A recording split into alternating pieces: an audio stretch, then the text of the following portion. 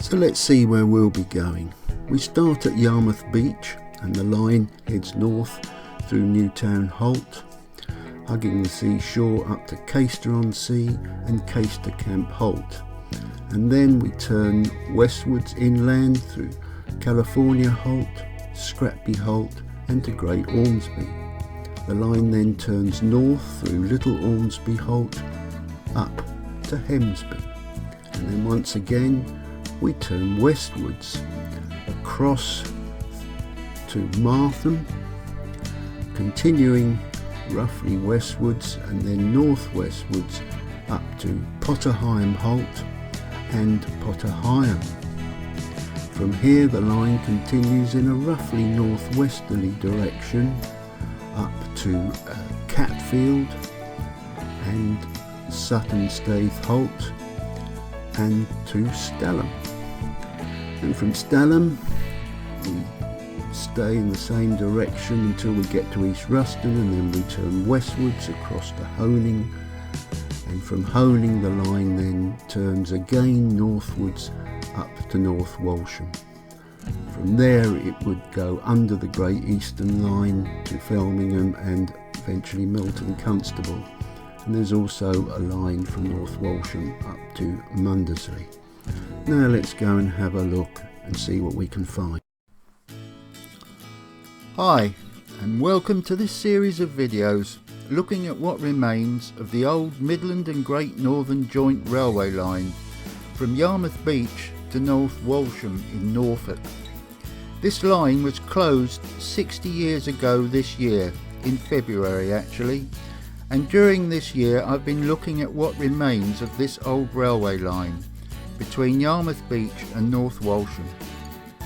We are at Yarmouth Beach, which was the terminus of the line from Melton Constable via North Walsham. It had 3 platform faces, one of which was actually the largest on the Midland and Great Northern system at 330 yards or 300 metres in old money. The station also had sidings, goods yard, engine shed, 2 goods sheds, a signal box and a turntable. And it covered this quite large area, which is now a car park. We are standing at the buffer stocks end and we're looking north, and the line continued north along the side of North Deans Road here. These are some old platform canopy supports with the Midland and Great Northern letters cast into them. They've been left here as a reminder that there was a station here, as has this old railway line or railway track. We're looking towards the buffer stocks now. Now we shall continue northwards. Here the local council have obviously decided to leave something to remember the old railway line. Now at this point we're looking towards Great Yarmouth, and the line continued north to the left of us, but 2 tracks diverged here round to the side of Beaconsfield Road. You can just make out a curved fence and wall there, and that's where the line curved round and towards the west down the side of Beaconsfield Road, and then eventually it turned south again and joined up with the line from Yarmouth South Town at Galston North Junction. It went down there where those cars are parked now. That was the old railway line. Now we've continued northwards.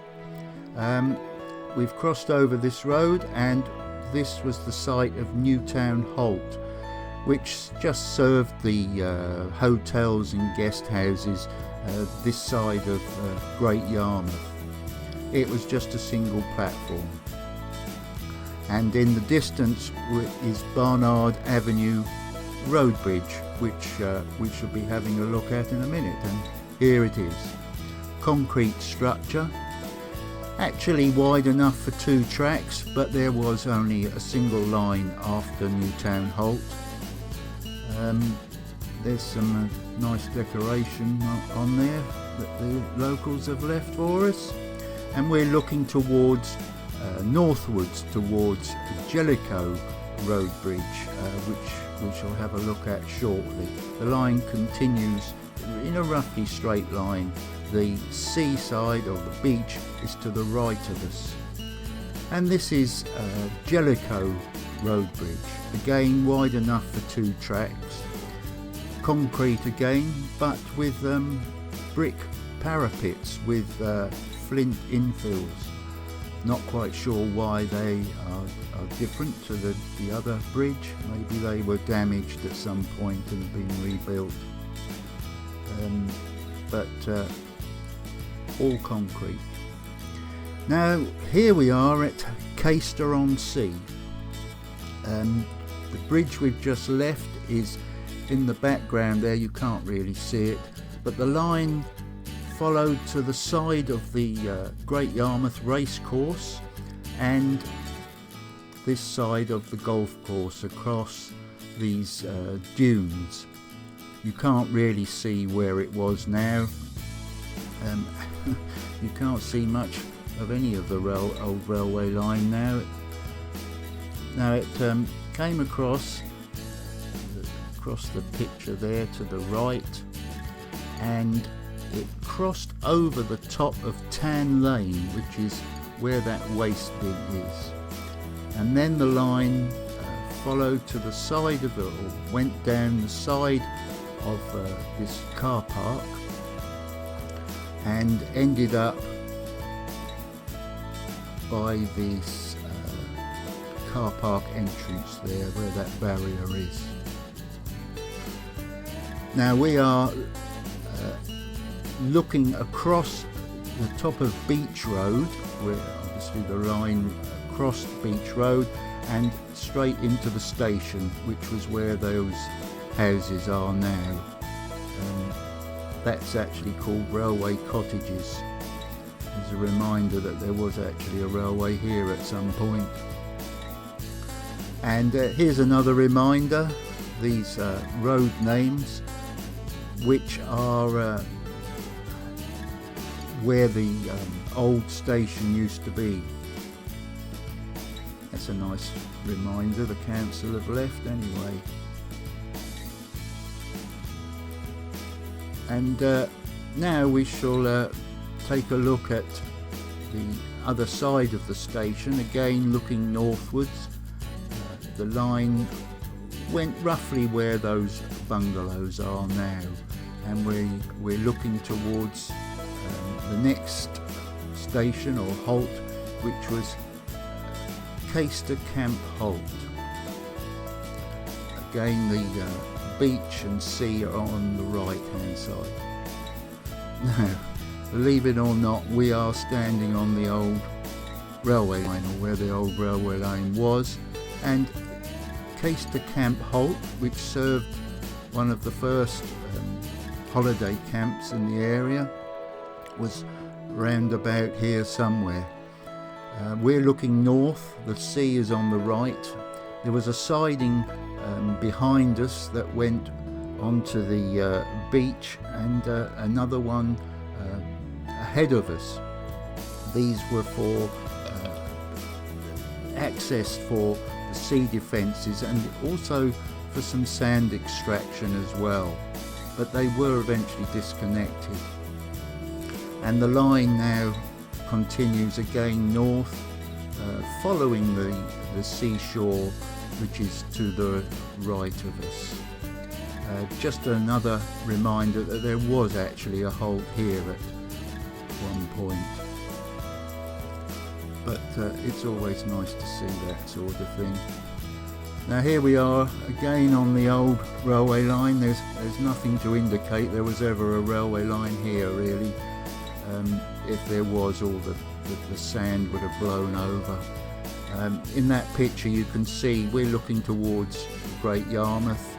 You can just see the path which roughly follows where the old railway line was.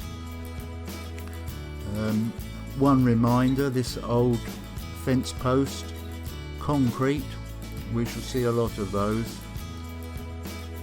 And the line now curves round, starting to go westward towards California Halt. You can see California Camp in the background there, There it is in that picture, and the line follows to the right hand side of that field of yellow plants, which is the one we're looking at in the big picture. And the next place is California Halt, which is just round the corner, about middle of the picture there, which we shall go to next. Now ignore that caption. California Halt was just ahead of us. It served the holiday camps there. It was just a halt. It wasn't. There was nothing more really. And the line continues now westward down the side of this road that car is just turning down. And the next